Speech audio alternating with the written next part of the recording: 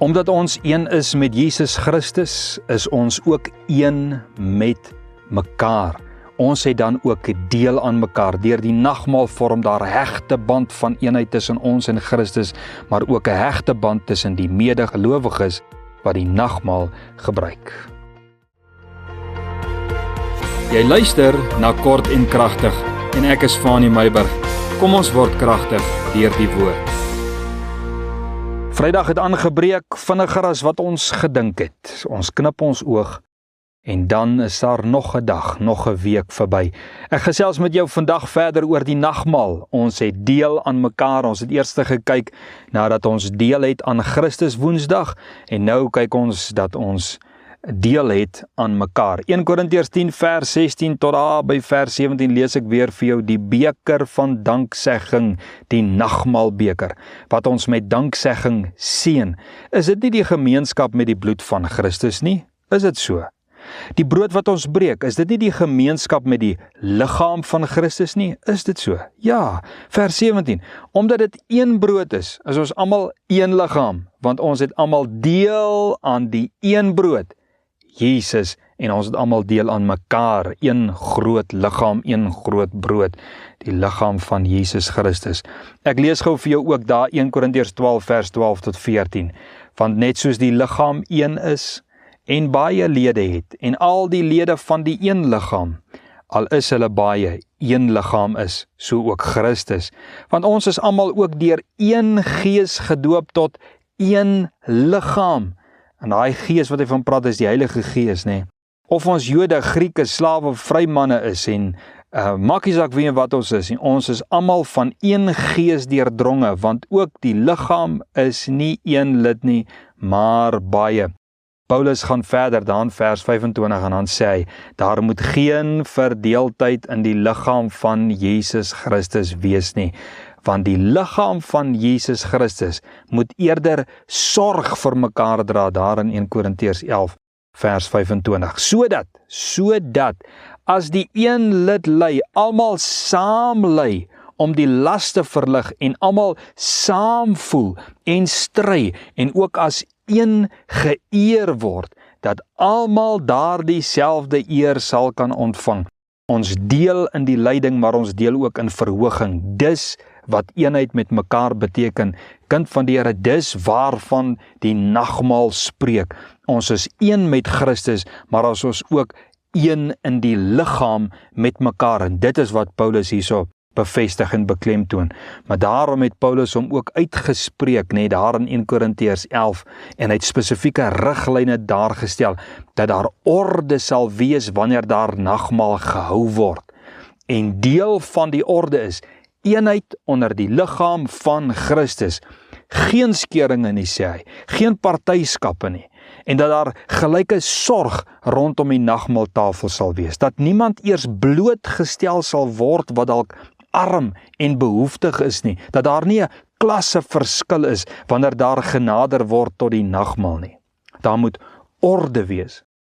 Hy sê daarso in 1 Korintiërs 11 vers 22, as 'n mens rondom die gebruik van die nagmaal skeringe en partyskappe toelaat en mense blootstel tot hulle vernedering, dan sê hy, dan verag jy die gemeente, jy verag die liggaam van God. En hy sê dit hoort nie so te wees nie. Die nagmaal is 'n bewys van eenheid met Christus, maar is ook 'n bewys van die eenheid met mekaar, want die nagmaal beteken nie net een met Jesus in ons nie, maar dit beteken ook een met die langs ons.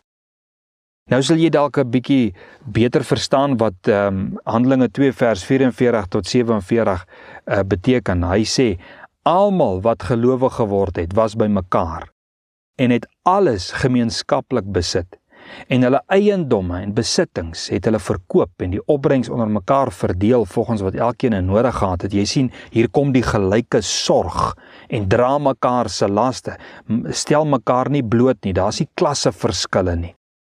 En dag vir dag het hulle eendragtig volhard in die tempel en van huis tot huis brood gebreek en hulle voedsel met blydskap en eenvoudigheid van hart geniet. Man, dit klink soos eenheid, né? Terwyl hulle God geprys het en in guns was by die hele volk, en die Here het daagliks by die gemeente gevoeg, die wat gered is. As dit so gaan, as daar daardie tipe eenheid is onder mense, dan wil ons deel wees van mekaar. So die nagmaal gaan primêr oor Jesus Christus, né? En die werk wat Christus aan die kruis gedoen het. Maar ook dat Jesus, die werk van die kruis, dat dit uitlewing sal vind in verhouding tot mekaar. Dis ook waarvoor die nagmaal staan. Daarom sê Galasiërs 6:2, dra mekaar se laste en vervul so die wet van Christus. Die wet van Christus is liefde, soos wat Romeine 13 vers 8 en ek dink vers 9 sê. Hoor 'n bietjie. Wees aan niemand iets skuldig nie, behalwe om mekaar lief te hê, want hy wat 'n ander lief het, het die wet vervul. Want dit, jy mag nie egbreek nie, jy mag nie doodslaan nie, jy mag nie steel nie, jy mag geen valse getuienis gee nie, jy mag nie begeer nie.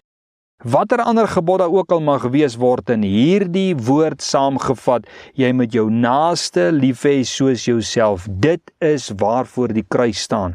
Dit is waarvoor die nagmaal staan. Jy moet jou naaste lief hê. 1 Korintiërs 11 vers 27. En ek wil nou asseblief hê, jy moet nie net hierdie apart sien nie. Jy moet nou die vorige boodskap, jy moet die hele boodskap oor die nagmaal moet jy na luister. Want ek sê nie nou, dis al waarvoor die nagmaal staan nie. 1 Korintiërs 11 vers 27, wie dan op 'n onwaardige wyse hierdie brood eet, of die beker van die Here drink, sal skuldig wees aan die liggaam en die bloed van die Here, want wie op onwaardige wyse eet en drink 'n oordeel oor homself. Hoor die geweldige klembetonende woorde, 'n oordeel oor homself drink, onwaardige wyse, terwyl hy die liggaam van die Here nie onderskei nie. Jy weet, hierdie onwaardige wyse spreek onder andere van die verdeeldheid in Jesus se liggaam, die gelowiges. Want om in onenigheid die nagmaal te gebruik, is om Jesus se liefde te verwerp, Jesus se offer aan die kruis te verwerp. Dis om Jesus se bloed te verag, Jesus se bloed te minag. Dis om nie toe te pas dit waarvoor die nagmaal staan nie, om nie te kan vergewe soos Jesus ons deur die kruisdood geleer het nie, om nie te kan verdra as iemand teen jou oortree het nie, om nie maar die minste te wees nie, om nie te ly ter wille van die evangelie nie. Dis om te sê Jesus het verniet gesterf wat julle verhoudinge aanbetref. Op hierdie aanklag sê Paulus, die aanklag dat jy Jesus se bloed minag en verag, gaan jy skuldig voor God staan en veroordeel word. Die minagting van Jesus se bloed in hierdie konteks, nê, is nie soseer dat jy nie van die nagmaal neem nie, maar dat jy die nagmaal eerder neem terwyl jy weet jy dit minag deur jou gebroke verhouding met medegelowiges. Dis taaf, harde woorde. En juis hierom sê Paulus dan in vers 20, as julle dus saamkom, dan wil dit nie sê dat julle die nagmaal van die Here eet nie. Hoor wat hy sê. Hoor wat bedoel Paulus. Hy sê as julle op hierdie manier die nagmaal kom eet, dan moet julle dit nie nagmaal noem nie, want dit eer glad nie die Here nie, en dit bevestig en bewerk glad nie eenheid in Jesus Christus se liggaam nie. So hy kon net sowel gesê het, as julle so by mekaar kom, noem dit dan eerder 'n gemeenteete, want dan word die bloed van Jesus ten minste nie vertrap nie. Die nagmaalkind van die Here is meer as net 'n sakrament in woord. Dis 'n saak van erns. En wat 'n wonderlike daad, nê? Het Jesus nie aan die kruis kom bewerk om ons nie net deel aan hom te maak nie, maar om 'n liggaam te skep op aarde wat in eenheid met hom en mekaar kan funksioneer. Hoe opbouend en toegeeflik en vergeeflik en lasdraand is die liggaam nie veronderstel om te wees nie. Is dit nie mooi wat Jesus aan sy disippels gesê het, en ek maak nou klaar. Jesus het so mooi vir sy disippels gesê, Johannes 13:35, hy sê, hieraan sal almal weet dat julle my disippels is, as julle liefde onder mekaar het. Dis Jesus se liggaam, gekenmerk aan liefde vir Jesus se liggaam, vir mekaar. So ek vra jou, verdra my asseblief, want ek het nog een gedagte wat ek gou maandag met julle wil deel rondom die nagmaal. So blessings, en mag hierdie naweek vir jou 'n naweek van vrede en vreugde wees, en onthou, gaan Sondag kerk toe, en as 'n nagmaal gehou word, dink aan hierdie woord wat jy heel week gehoor het. Blessings.